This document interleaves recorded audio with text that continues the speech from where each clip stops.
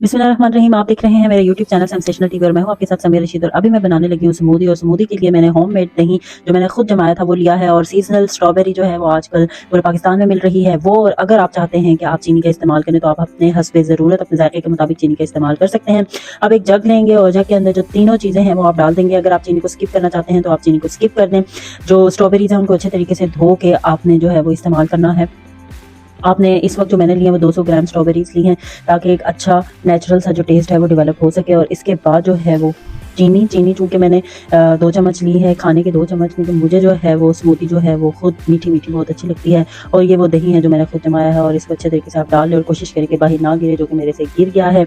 अब इस तरीके से ये जो तीनों इंग्रेडिएंट्स हैं इनको अच्छे तरीके से जो है वो आपने ब्लेंड कर लेना है। तो ब्लेंडर के लिए आप जूसर का इस्तेमाल करें, हैंड ब्लेंडर का इस्तेमाल करें, जो आपके पास अवेलेबल हो आप इस्तेमाल कर सकते हैं। 1 से 2 दफ़ा आपने इसको 30 सेकंड के लिए 45 सेकंड के लिए ब्लेंड करना है। स्ट्रॉबेरी जो है वो बहुत ज़्यादा नरम होती है तो वो बहुत जल्द ही ब्लेंड हो जाती है। आपने थोड़ा सा टाइम सिर्फ ब्लेंड इसलिए करना है कि जो चीनी है वो अच्छे तरीके से मिक्स हो जाए और दही जो है वो भी एक स्मूदी की एक क्रीमी टेक्सचर की फॉर्म में आ जाए।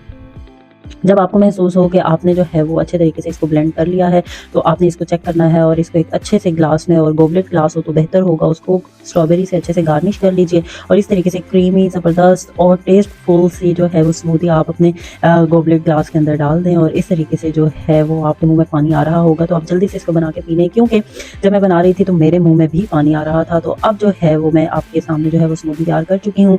आप चाहें तो किसी भी फ्रूट के साथ स्मूदी तैयार कर सकते हैं। उम्मीद करती हूँ आपको आज की रेसिपी की समझ आई होगी। Do subscribe my YouTube channel and show your support. Sameer Rashid को इजाज़त दीजिए। अल्लाह हाफिज़।